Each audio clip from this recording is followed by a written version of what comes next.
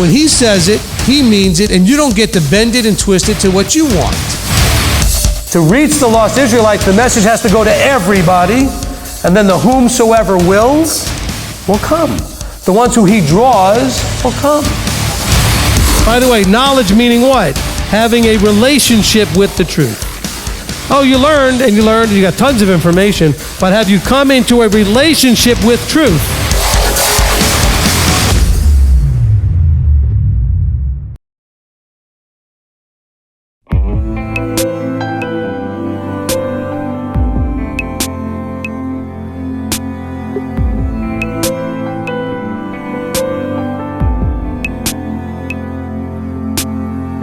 All these voices in my head, I didn't know what they said. Now I don't know what to do. It's not easy following you. Tell me what to say, Yahweh. I need to understand.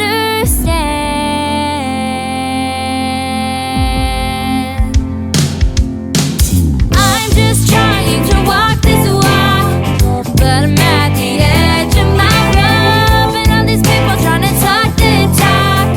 I don't know what they're saying. I just look up at the heavens and call your name, Yahweh,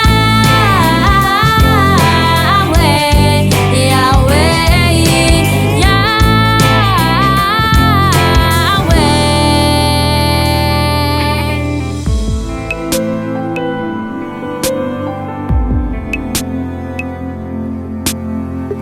Always seems like a day comes by when trials hit hard, and the world tries to push you this way and that way. I wish it would all just go quiet so you can show me the right way, Yahweh, Yahweh.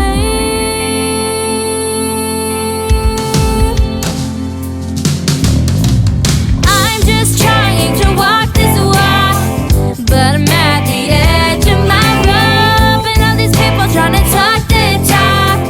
I don't know what they're saying. I just look up at the heavens and call your name, Yahweh, Yahweh, Yahweh.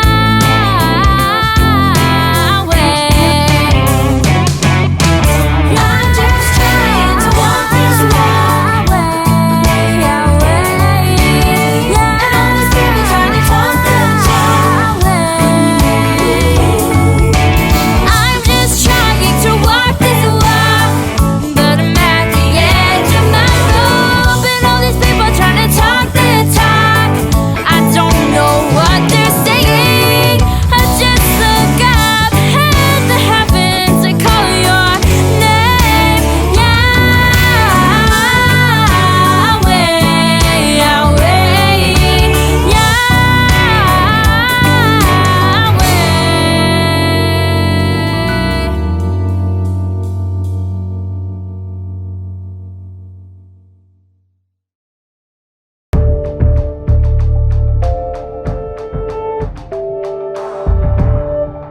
That's why we can count it joy, because if you prove in the trial that you do believe and you trust him, he will praise you. You can receive praises from your Father in heaven. Isn't that what every child wants, is their father's praise? I know a lot of you never had that. You never had that experience in your life. You didn't have fathers that would ever praise you. But wouldn't it be nice to have one that would? And there is one that wants to and desires to and is sitting just ever ready to praise you. But you're only going to get there through the trial, which is the opportunity to prove your belief, which then yields the fruit of his desire to praise you. And so hopefully we're getting that. He says, look, he says, he will praise you. He said, it says, if you in which you exult, when though for a little while, if need be, you have been grieved by many trials, in order that the proving of your belief, much more precious than gold, that perishes and proven by fire might be found to result in praise and respect and honor at the revelation. So not just praise, but respect. Wow, I know a lot of you never had respect from anybody. Nobody ever gave you honor. But here's an offer through the Apostle Kepha to understand that if you would just take that opportunity in a trial, you might just get honor and respect and praise from your Father in the heavens. What could possibly be better than that? I mean, what could possibly be better than that? But you're not going to get there unless you're going to gird up your mind, be sober, set your expectation, walk this out, do all the things that he said to do. You know, he says that he wants you to love him with all your mind, your spirit, your everything, your being, your strength, your might, everything. Love him. Well, how do you show love? He says, if you love me, keep my commandments. So let's keep his commandments. Let's do these things. Let's be sober-minded. Let's walk forward in this. Let's have the strength to go forward and do what he says and set our minds, set our expectation perfectly upon that favor. Now, some of you might have a little repenting to do. Some of you also may have a little receiving to do. What I mean by receiving is to realize that all of this was always available to you. But maybe you weren't ready to receive it. And some of you kicked against it, struggled against it, and not tried to do completely away with those former lusts, those I's, and allowed them to be a disappointment to your Father in heaven. Because, by the way, the same converse is true, that while the trial may also, on the one hand, give you a chance to be pleasing and, have him be proud of you, it also is a chance for you to have him look down at you and just shake his head like, I'm very disappointed in you. And so you have that opportunity to choose which way he reacts by what you do. So when you're in the trial, it's up to you what reaction you're going to get from your Father. You have a choice. How are you going to handle it? How are you going to react to it? How are you going to show him that you only fear him and you trust him and you don't fear the situation and you're not trusting other people and you're going to do what needs to be done to get him to look down and smile and say, I am so proud of you. You've brought me honor. I am just so proud and pleased with you. Well done. Well done, my child. That's what we want to hear.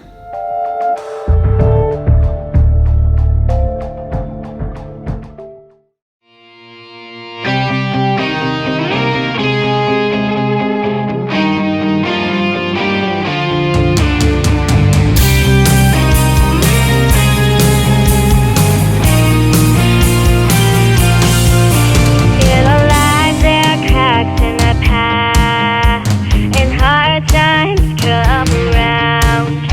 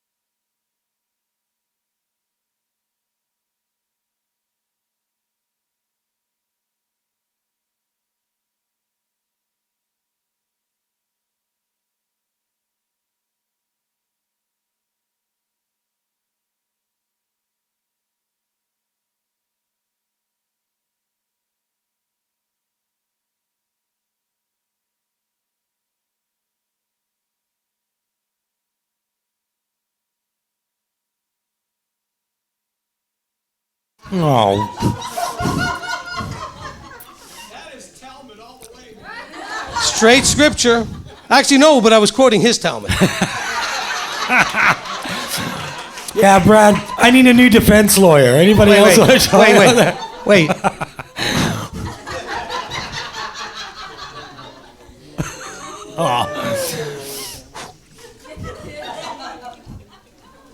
That's nice, eh?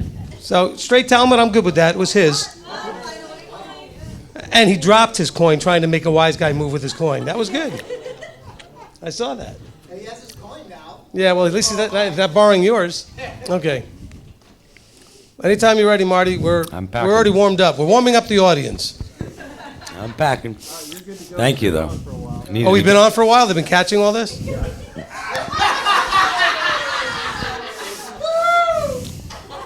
I don't embarrass, so it's okay. The shade on the red on your face is a whole different story. I embarrassed. All right, so now we're having this private meeting. We're going to tell you the secret stuff. Shh, don't tell anybody.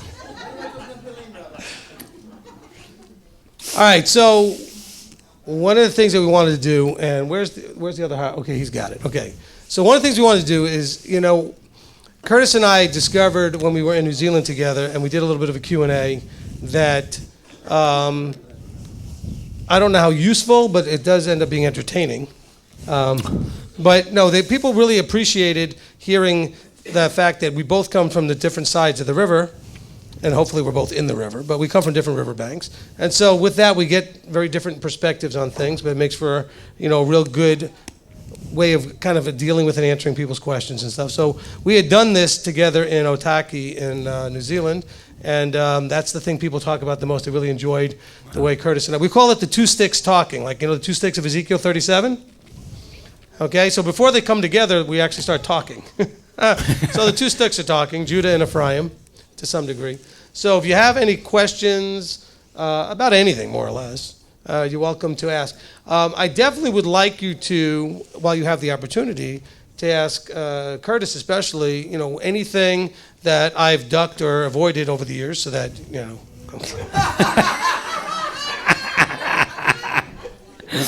Oh, goodness. Well done. No. Shh. No. What I would like you to do, make sure to do, is ask him whatever you'd like to ask him about him or his ministry and everything, because it's not like a normal, guest speaker might come in and do an all-day thing with 2 or 3 sessions or be here for 2 days. He's only here for this short while. Hopefully he'll be coming back soon. Also keep in prayer that they may even be moving at some point, you never know, to North America or somewhere, and it'd be a lot closer, so we may get to see them a little bit more, who knows. But the thing is that he's here now. Okay, so yes, we're both here to answer questions, and you could ask questions about us and our how we work together, about his ministry, whatever you want. But I would like you to certainly take whatever opportunity you want to get anything you need out of him while he's here, because I know he did the teaching and it went a little longer, and that we didn't have as much time for questions afterwards. So please take that opportunity, because we do have an hour or so before we need to start packing things up so we can get the 5 guys, which we know is important. Okay, no, but seriously, you can go ahead and ask anything you want. Just raise your hand. If you're online, you can type it in. Kurt is monitoring the live stream, and so the mic, Dawid's got the mic, and he'll bring it around. Okay, and I'm going to stick to the podium a little bit more because I got the mic here. He's got his wireless, so. Sure, Marty, am I behaved here? Are we in shot? How far can he move We around? in shot? Because you don't have to worry about that. Anywhere you want, he's going to follow you. Don't worry. Okay, all right, we're good. Yep. Okay, Trisha, go ahead. You can paint from the chandeliers if you want. I didn't get insurance to cover that. Okay. All right, Trisha. Curtis, I really appreciate our conversation during Oneg, and I would like you to go into further discussion about the emotional recession and your vision with leadership and how loving the body can help heal the body, so that as we were discussing, those won't be leaving us any longer, and how just elaborate more on our discussion, if you Oh, would, I please. see. Share a little bit of it? You mean? Yes, please. Yeah, okay. In our discussion, the conversation was around EAD, or emotionally arrested development, which I only could briefly touch on there. But one of the things that the Father had shown me in my fires of my life, that emotionally arrested development is a very real thing in all of us to various degrees or another. We have a broken system happening out there. One of the things that he showed me in that is that people aren't received or didn't receive and become stunted emotionally because of the broken system. And one of the things that he was reminding me and showing me of something I'd received, which was a good example to get this, what many hadn't received in certain areas in their own development emotionally. And the physical was pointing to that this was preventing things in the spiritual. It's very real. And one of the things that he brought me to is that when I was disciplined as a child, and I was very good, so it was very little discipline. But when it was required, and I got a spanking, my mother would give me a hug directly following the spanking. Now, what was interesting was during the spanking, I was like typical child, love me, this is unfair, blah, blah, blah. But the hug following it, where they're going, I still love you. I love you. And she associated love to discipline. Does that make sense? I wasn't left with the battleground of my mind going, I'm right. See, there's no evidence of love here. I'm right. And then if I lose the battleground of my mind, and what the Father was showing me is this is happening all over the place, and then it's occurring in it's not allowing people to develop spiritually. So what the Father was trying to say is that you need to know my way. It doesn't, see, my mother was disciplining me, wasn't she? I was getting proof and correction. But you need to see, if you just get one or the other, if you just get the hug when you're behaving badly, or you just get you see what I mean? And what he was saying, it was both. Remember your mom. Remember your mom. And so it was starting to come through, and it was a really interesting thing how the Father used her as an incredible tool for which I had that re-triggered for him to teach me using the physical to get a greater spiritual picture. Is that fair, sister?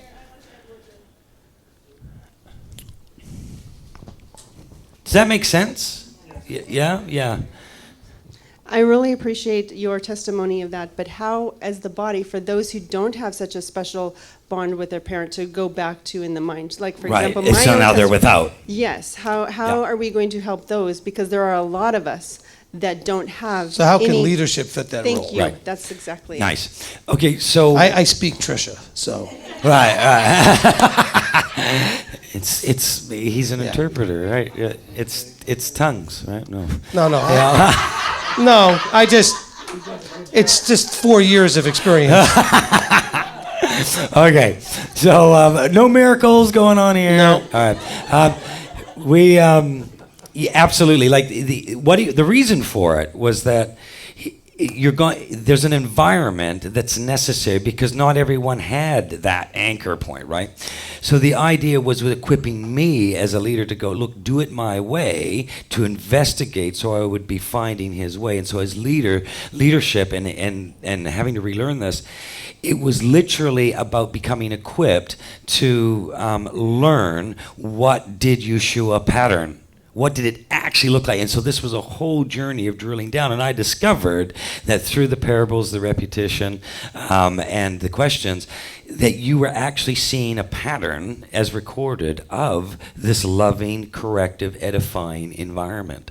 And it was real. And so leadership has not been equipped to do this, generally speaking, servant leadership. And so one of the things that he set out to, and my questions was, well, Father, that's your problem, not mine. Right? And he's going, I'm trying to circumvent this quickly. But basically, you're kind of like, well, that's your issue. And it's like, no. I've asked you to serve. So why aren't you bringing this in as a part of it? And so I started to then learn, well, how do I do this? Well, then do it the way I did it. Well, how did you do it? Well, read your word, you donkey.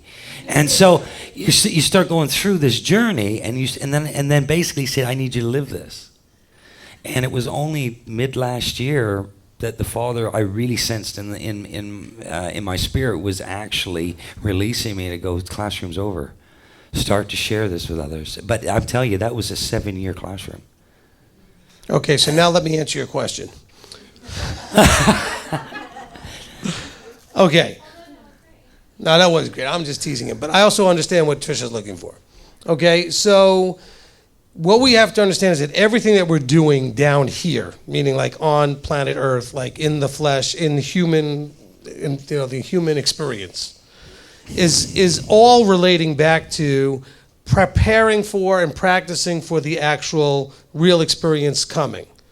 So when we're told that he disciplines like a father a son, and how there's love in that, okay, that every father who loves his son will discipline, etc. And we're trying to understand this connection between discipline and love. If we don't see it here in examples and we don't experience it, then we're not imitating it and we're not going to be prepared for it. And it's hard to understand the concept when we read about it. So leadership's role, to answer your question, is to help reestablish what that looks like.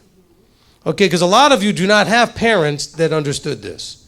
A lot of you, your parents were the actual most scary, least effective, and least desirable of beings on the planet. And a lot of you, that was your father, and if it was your father, it's hard for you even to say, oh, Father, I pray to you. And you're like, but that whole concept of father makes no sense to you because you never had one that was that way.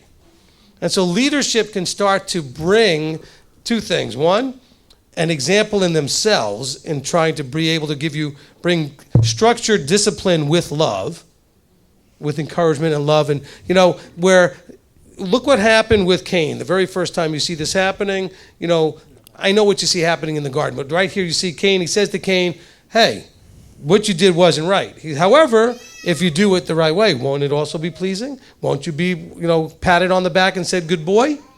And so that's part of our example there. Now, of course, then leadership's other role is to then train through discipleship, like we saw through the process here. Process.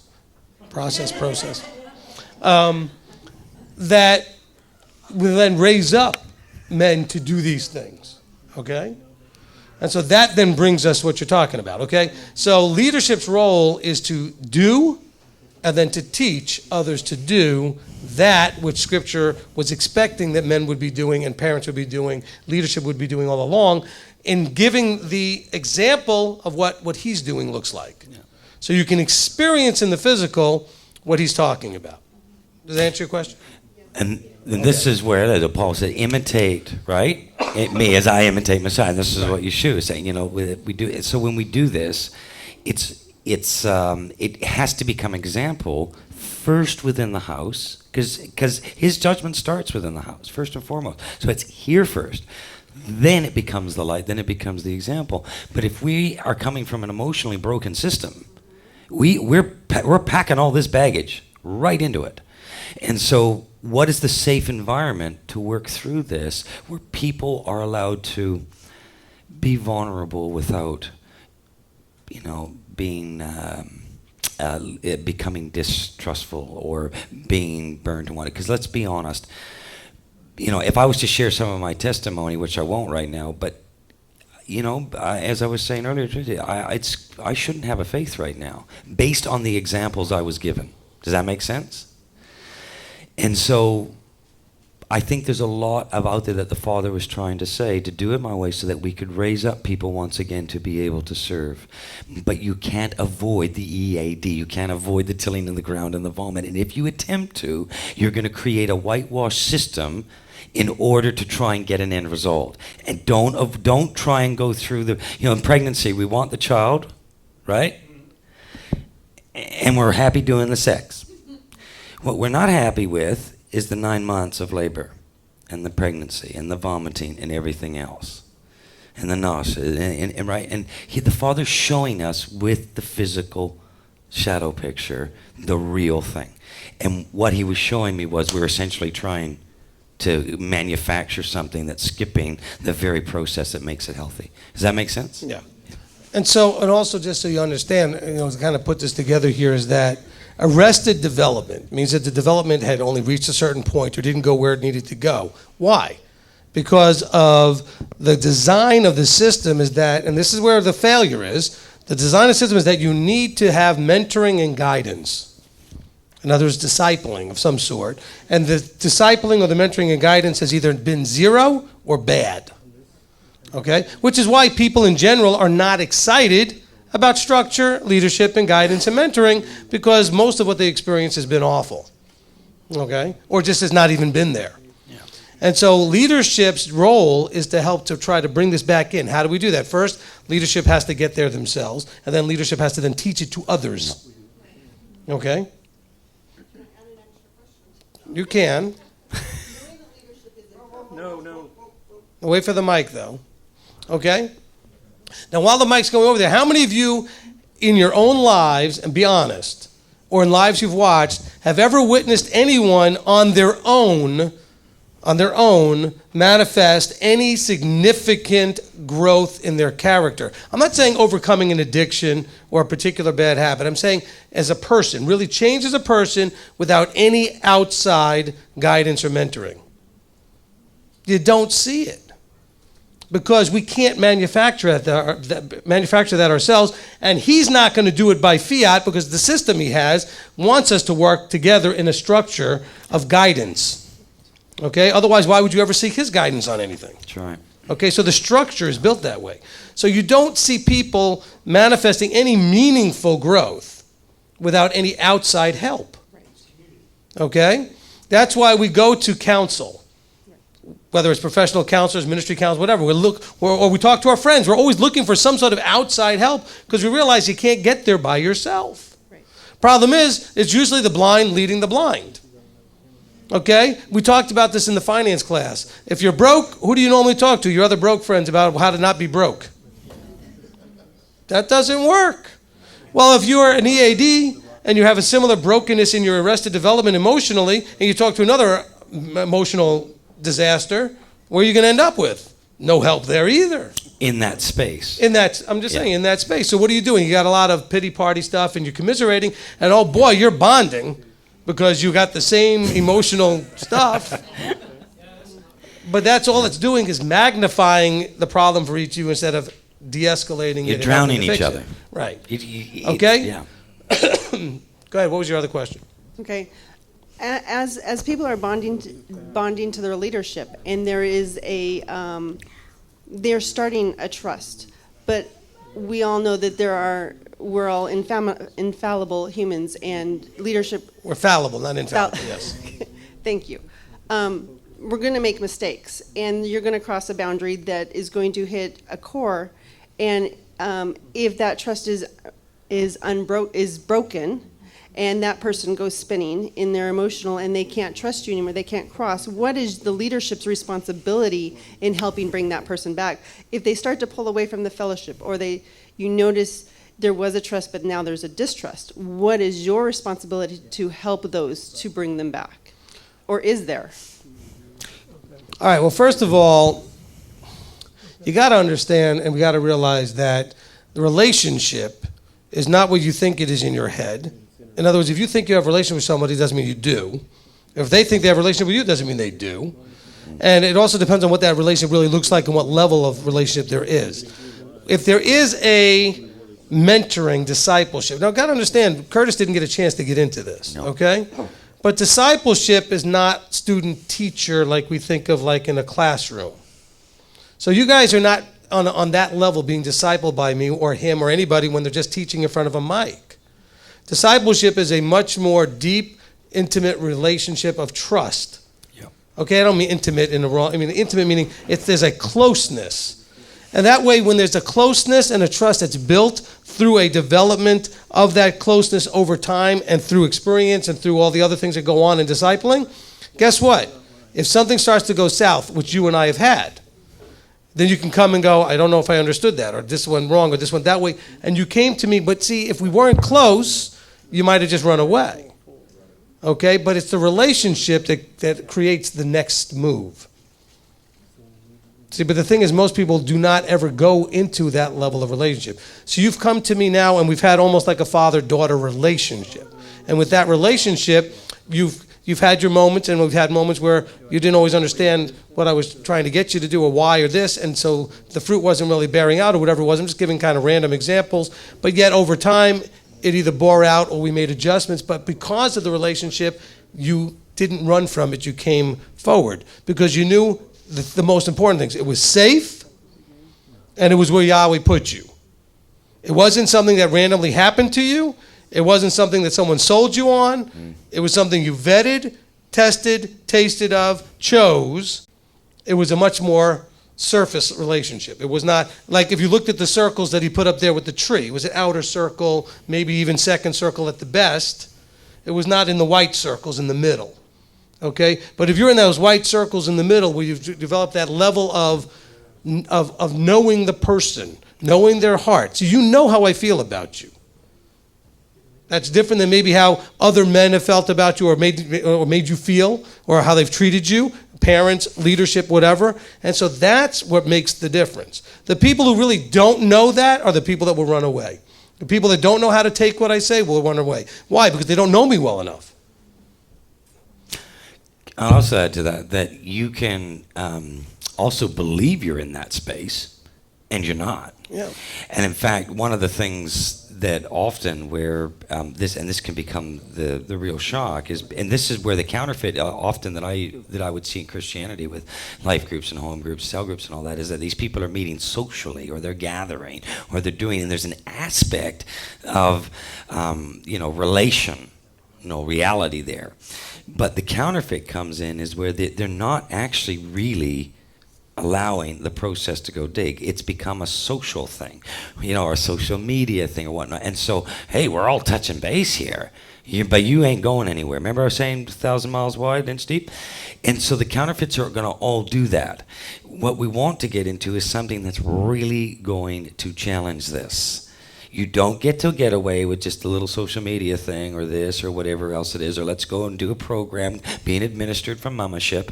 Let's actually walk together and watch what the Father will start to do. But what I'm saying and what I believe Yeshua was doing was not alone. You will submit into something and be accountable to, and if you serve, you will not do it alone. You will continue to submit into that.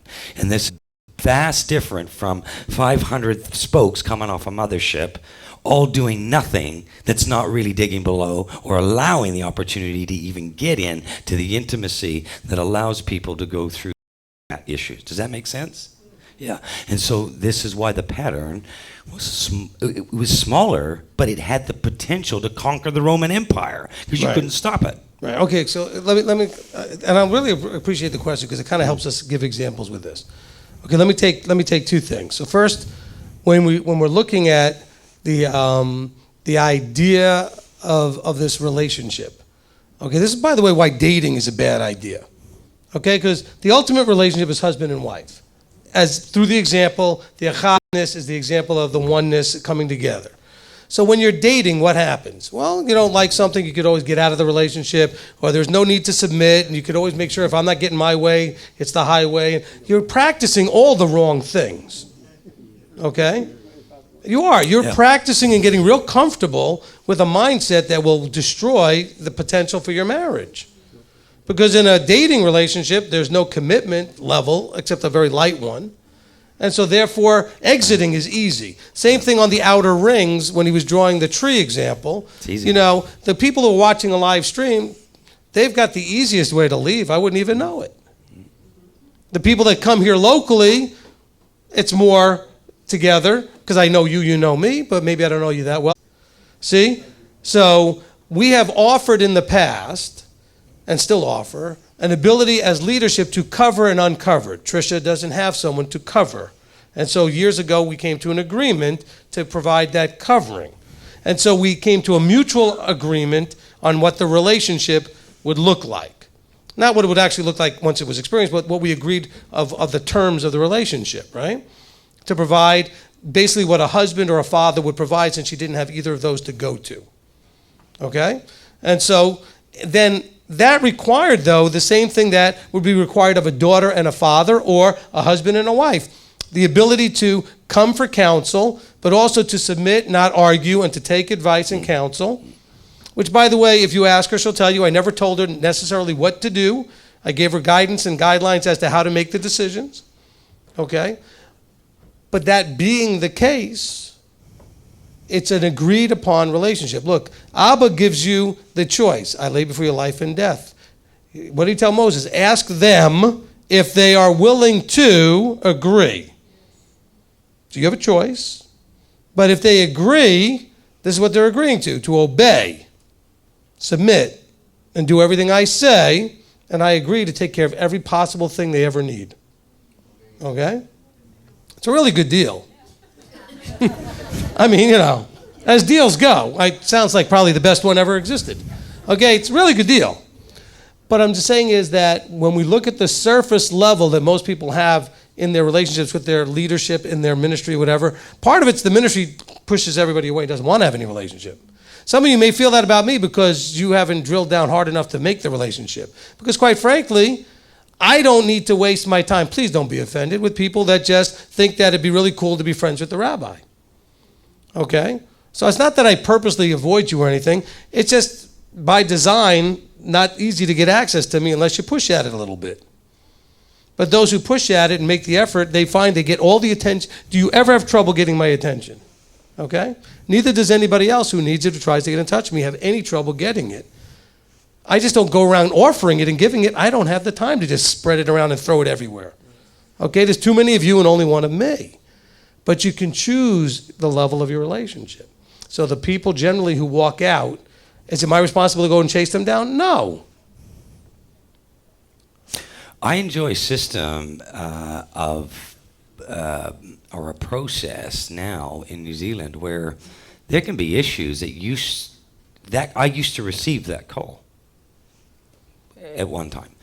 And I would take that call and because it mattered and it was needed and necessary. But that doesn't mean it was ideal that I did.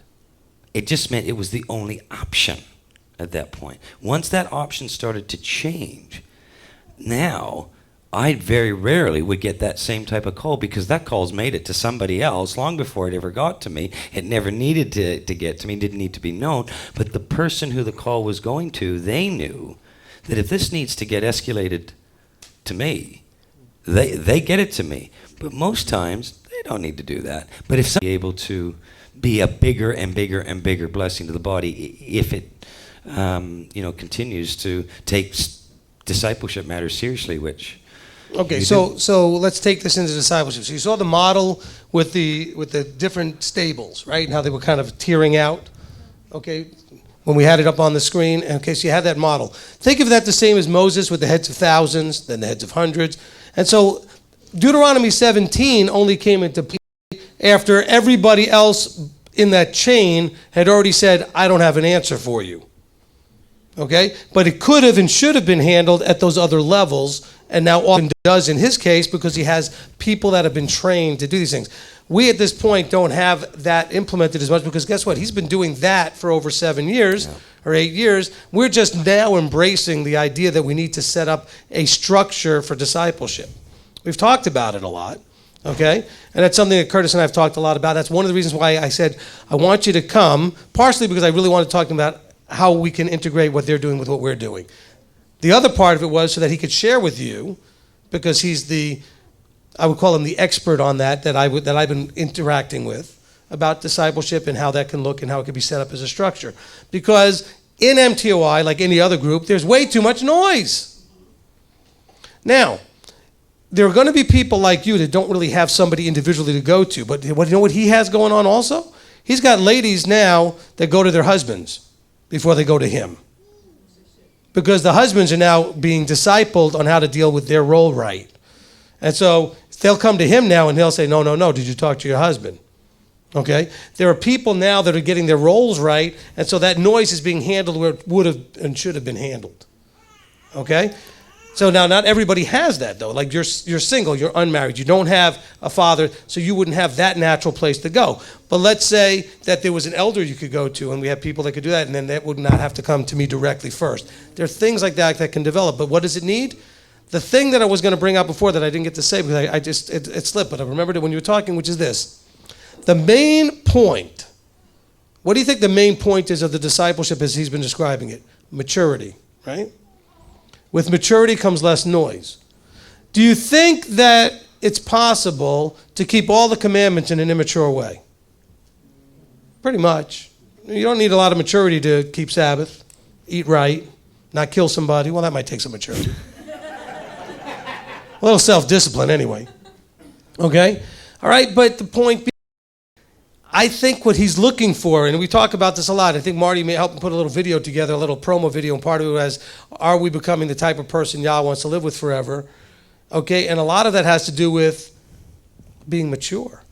Remember, we talk about those paradigm shifts, and the last one being from child into mature adult. That's why they call them the children of Israel. They never call them the adults of Israel. You ever notice that? Okay? And so that being the case, discipleship primarily is not about getting everybody on the same doctrine or on the same belief. If you're learning from an emotionally challenged person, how are you ever going to get... Do you understand? It's very serious. Okay? But the children are going into unbelievable meltdowns over things that I'm like, are you kidding me? I would have been loved it if my childhood, that was the worst that ever happened to me. And you're calling this like horrible bullying to start booting kids out of school over some nonsense. Well, he called me a name. A name? How do you think I learned to zing back with all the names I can zing you back with? How do you think we fellowship at all? That's why he carries a white flag. So you got a safe space around here? He called us a fellowship? Hey, why not? And look, and the Gadol class figured that out at the feast too. During Unleavened Bread, we had a little meeting. One of them hit me with a, what do they call it, roasting. They tried to roast me. I roasted them right back twice as hard. They were like, whoa. I said, I don't mess around. I was a teenager too, I tell them. And trust me, where I grew up in New York, if you couldn't zing back as fast as it came in, you had no shot. Okay, you are not going to make it. But now these things are considered unsafe. Well, they're not appropriate. Now, don't get that wrong. But we should be able to develop a thick enough skin that we can laugh instead of get angry or get depressed or cry and, oh, well, somebody hurt my feelings. Well, no, you guys were already in a pretty good spot. Okay? But I got to watch how much they could basically handle all kinds of good stuff going back and forth, and nobody was offended, nobody had a problem. And we dealt with some stuff that still people won't go of, but they were able to deal with it without bowing up and getting all angry, getting upset. Ladies need this too, same thing. Yeah. Okay, because I'll tell you what, for good or for worse, I like the Marco Polo thing. I know for some people it's very frustrating because there's a lot of nonsense happening on the ladies and the men's Marco Polo from time to time. That stuff here, okay? Anybody else got a question or comment? Okay, Kurt, go ahead. I got a lot of them stacking up here online. Questions. How can we recognize that we're actually... Movements, Hebrew roots, and on this side you're going to find all manner of weirdness in the Christian.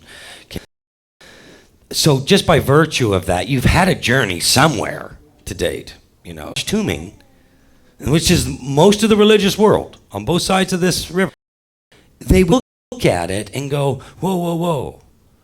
It scares them. Yeah, I can't live that. You know, how can that be right? You know, because they're used to faking it until they make it. You've learned, I'm going to be really harsh here.